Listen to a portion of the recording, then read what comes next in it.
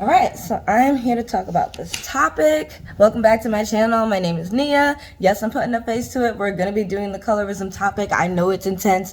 I know I'm going to get hate. I know I might get good things. But yes, I'm putting a face to it. And I'm just doing this little category. I do many things on this channel, but let's talk about colorism. So there's colorism and there's featurism. So I wanted to read the definition of colorism. I have my laptop over here.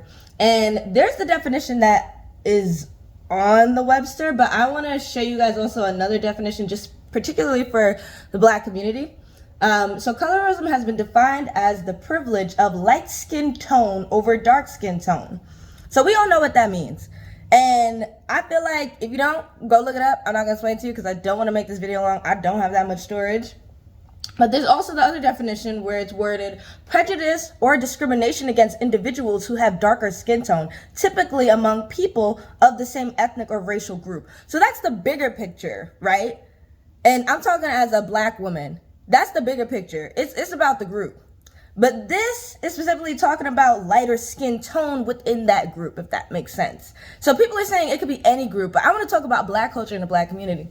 So I was watching the Grammys a little bit, and I know I'm going to bring this up. I love this girl. She's beautiful. I love her little song, Make Me Sweat. I think it's gorgeous. I think it's sweet. South African girl, go ahead. Don't even come at me if you're a fan of hers. Her name is Tyla or whatever. And I've only heard that one song from her. She got that little dance from her culture, all that, love it. But there has been a topic of whether she's Black or not and if calling her colored is right or not. Now, South Africa has its own thing with apartheid and their own history that I learned from Trevor Noah and just looking up on the internet and reading some books, touching some grass. But overall, I really think that that's her business. But at the same time, when I talk about the industry, which is what I really wanted to talk about, the music industry, entertainment industry, boy, has colorism flourished, unfortunately. And for me, I feel like we should stop blaming, and this is, it's crazy because there's a whole biracial, all that, like YouTubes and stuff where they be coming at Black women. It's crazy. But what I'm saying is, and they're gonna think I'm defending them, which I'm not. But what I'm about to say is, I do not blame those women. I do not blame Ice Spice. I do not blame Rihanna. I do not blame Beyonce. I do not blame this girl Tyla. There's more people I can name. Zendaya. I don't blame them for the colorist acts that are happening within the industry. Are they allowed to be a dancer? Are they allowed to be a singer? Are they allowed to be an actress? Of course, yes. Who are you to tell them that they can't be? Who are you?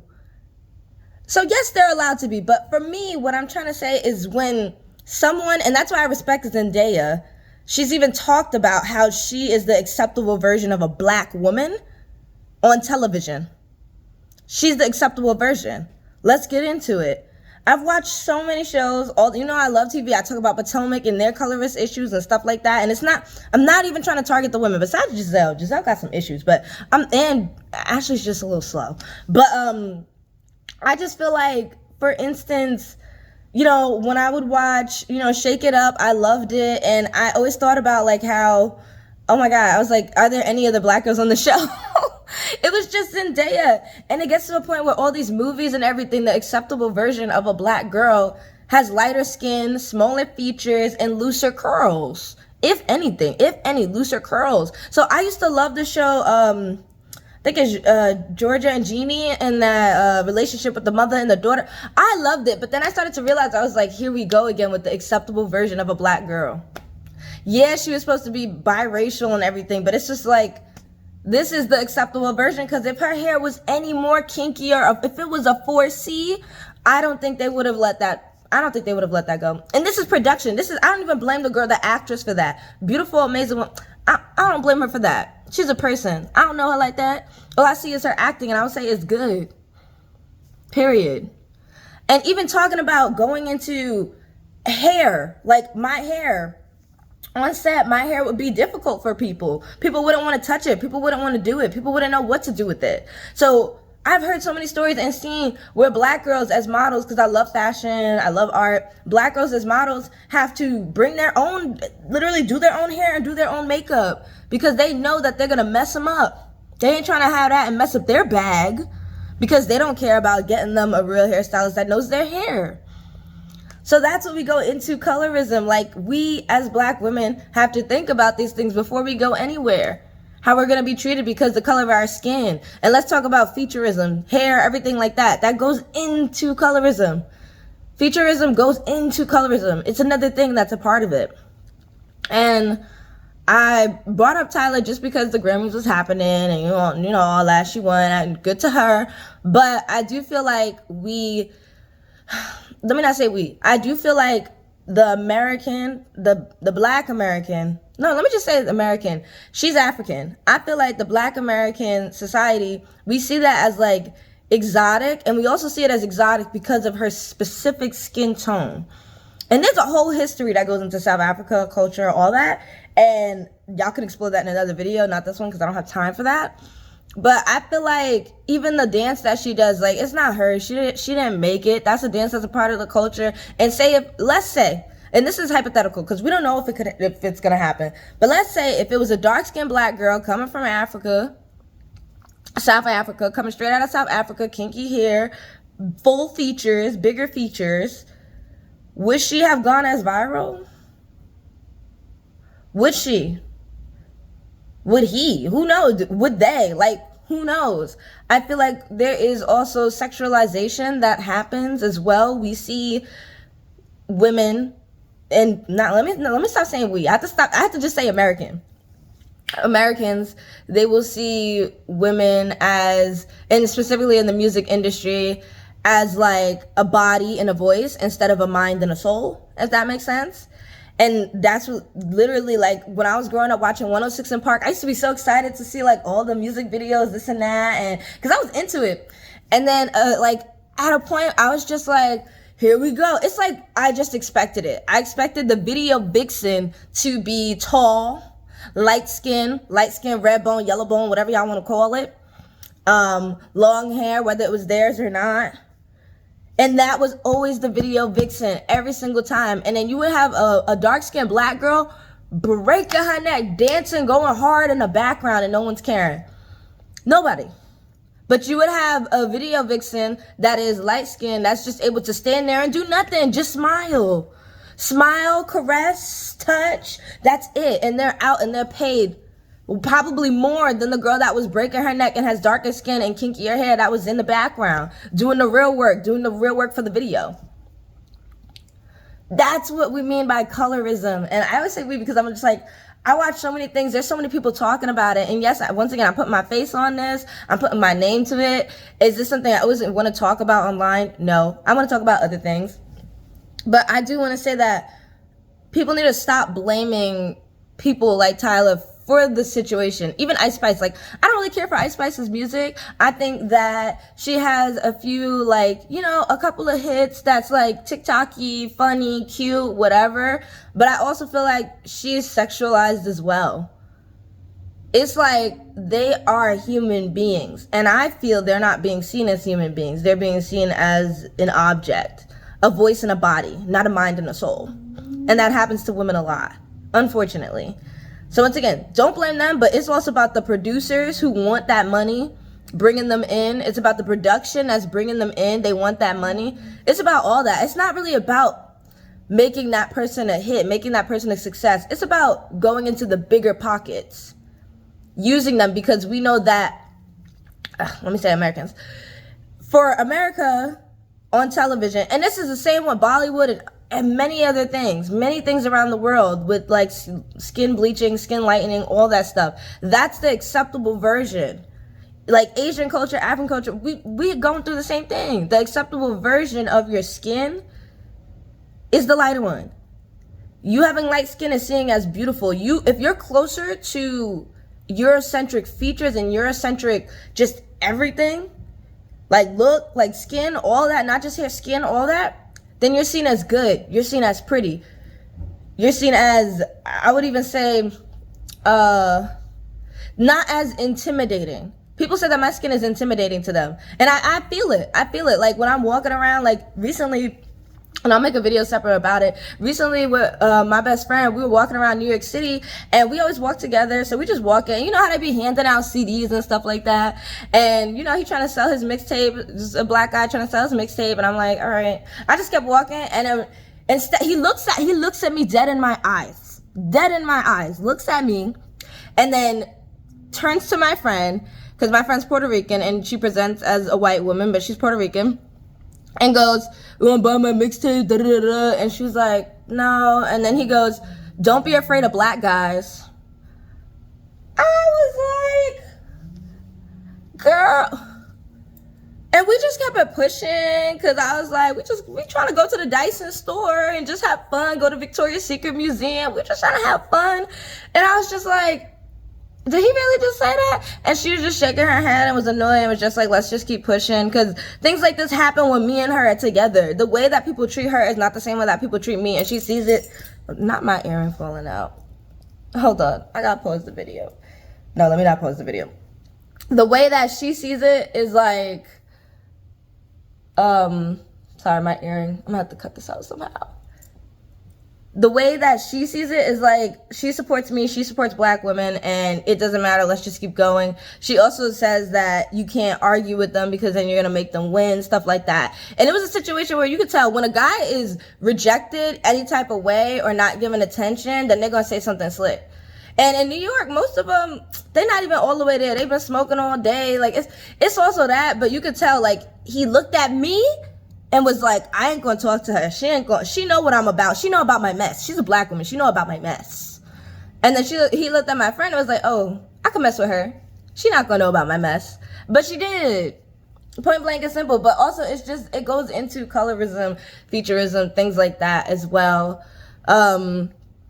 The music industry, even seeing Kelly Rowland, so beautiful. Like, it's sad because she's the darkest in the group. And I say it's sad because it's like, she's even had with the BBC with Tan France talking about how she literally went to like a boyfriend's house or whatever, and the mother did a brown paper bag test.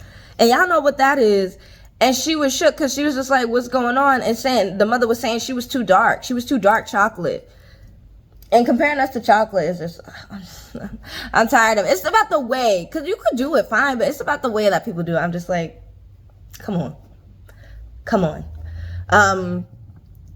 But yeah, so things like that, like hearing from Kelly Rowland, being in a group with 2 other girls who were light-skinned, and she has to worry about going onto set with them. Because think about it, and I do photography, I do lighting, I do everything, and lighting is super important.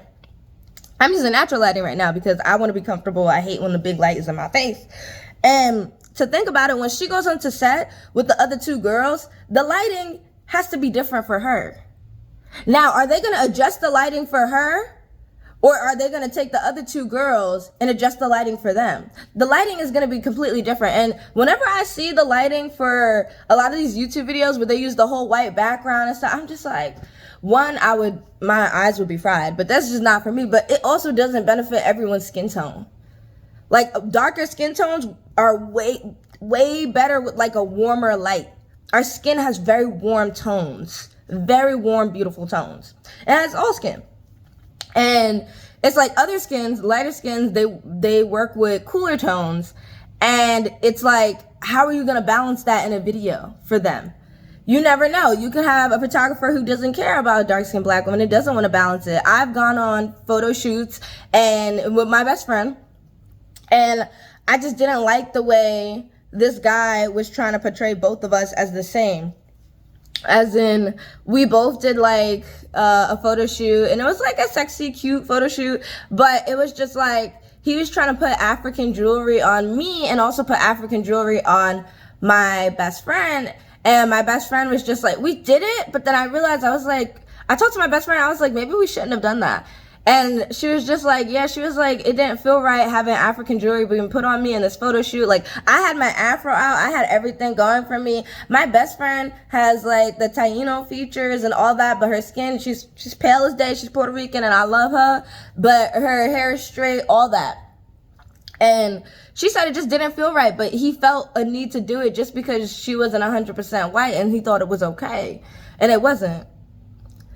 So things like that, like, I have experience, and I'm saying this as in, I feel like my experience is important, and I know people would disregard me. I know there's gonna be black men in the comments talking about, you know what you're talking about, nobody cares. I'm gonna have light-skinned women, light-skinned men in the comments. I might have black women in the comments that are okay with these type of behaviors and colorism, but it's not your channel. I'm on here and you're not. Just remember that. So when I think about all these things, I'm just like, man, like, will there ever be a change? I don't know. I think that things are changing. Like more like dark-skinned women are being featured in a lot of more ads. I do feel like, you know, and I always talk about hair. Like I've recently been into locks because I feel like it embraces my hair. It just makes it longer, and I really like that because I like having long hair. I like having short hair. I like switching it up. I like having my afro. I like switching it up, period. And I'm very thankful that as a black girl I can do that, and I'm gonna take advantage of that. So what? But let's go into Featurism because I make artwork about this. Literally, like all my artwork is about this type of stuff. Like I bought this. This is not mine, but this is really cute. I bought this, like saying like, you know, respect my crown. Things like that. It's like talking about hair, black hair. You know, like having to think about, oh, well, they might not accept me for this modeling gig because of my hair. Having to think about, oh, well, I have to put a wig on today. I have to straighten my hair. Even in the military, you can't have your hair a certain way, and that affects black people very negatively. Comment it below. Comment your experience, good or bad. Comment it. I really want to know about that in the military. And it's just like, just to think, like, we have to really sit down as black women or men, whatever person. You have to sit down and think about this, and it makes me very nervous for my kids. Like if I do have kids, like how I have to have this talk with them, which I want to, but it's just like, wow, like I have to do so much to prepare them for this world that will tear them down. I have a child and they did 100% effort in something, and then they see somebody that has lighter skin that did like 2% but got like the award, and I have to explain to them like it's not you, and they sitting there thinking what I didn't do good enough. No, you did. It's just that's the way things are, and I don't know when it's gonna change. And I do think the Grammys is a waste of time, and I love what Jay-Z said about Beyonce. I love what Jay-Z said about Beyonce and just said in general about the Grammys and having blue there and wearing his locks. Like I am really feeling how Jay-Z has been acting, regardless what anyone wants to say. I really have been feeling it. Been doing more than anyone else. Drake, go take a seat. Drake can take a seat with his another color person. Let's just say that. And yes, once again, I'm putting my face to it. Y'all can say whatever y'all want about me. I could care less, but what I do care about is for that black girl that is sitting there watching my content and saying, wow, like this girl spoke up for me. This girl resonates with me. This girl showed me something new. Like, wow, like, you know, things like that. You know, and I like to having this off the fly type of commentary because when I get in front of the camera and I be doing everything, I'm just like, it's just too planned. I feel like this is way better, especially introducing it to my new channel. This is way better. But yeah, my last thoughts on colorism, we're just going to end it with Featurism and hair. So like I said, you know, I love my hair. I love it when I change it up. What I've noticed is that, you know, in black culture, black women, we can wear braids, we can wear box braids, and then we can switch it up and have a bust down on, a Brazilian bust down. So here's the thing. That's not our hair texture. It's not. We manipulate our hair texture. There's one thing to enhance and to nourish and to change it up, but to constantly, I know girls that literally don't show their natural hair. And it's due to colorism, it's due to featurism, it's due to these things. Like I know girls that will never show you their natural hair. Never show you their natural hair because it's not beautiful to them, because of what society has told them that their hair needs to be closer to Eurocentric features. Basically, it needs to be more Eurocentric. It needs to be straight. It needs to be long. It needs to be fine. It cannot be coarse. It cannot be kinky. It cannot be, and that takes away the nourishment from our hair when we start pressing and ironing and doing all those things constantly because we're trying to just keep up. When we start using contours, literally, and I love drag queens, but when we start drag queening out our face and start using contours down our nose and trying to make our noses look so tiny, like a little button nose that we do not have, Featurism and colorism presents itself again. That's what's happening. And I do not blame these girls. Like, I understand and empathize that you're going through a lot of what society is giving you, and you're internalizing it, and that sucks. So that's what I'm saying. This video is not to blame. It's not to blame. There's a lot on society. It's not to blame these women. It's not to blame these girls, people, whatever. That's not the purpose of my video. If you get that, then that's fine. I will put everything, you know, I'll be putting my pictures up, whatever. It's going to be there. You're going to click it because you clickbait, whatever. But it's still nice to have these conversations and to just be here. I'm very happy to be here. Period. So I want to have these more conversations on colorism. Congrats to Tyler and the Grammy and everything. I want to say congrats to her. Congrats to everyone who have won. SZA, everybody. Congrats to everybody. You deserved it. I just wanted to bring up this topic because I feel like it's really important. And if these celebrities could bring up these topics, that would be nice too. That would be nice too. So I really respect that Zendaya did because it's important. Bye, y'all. Have a great day.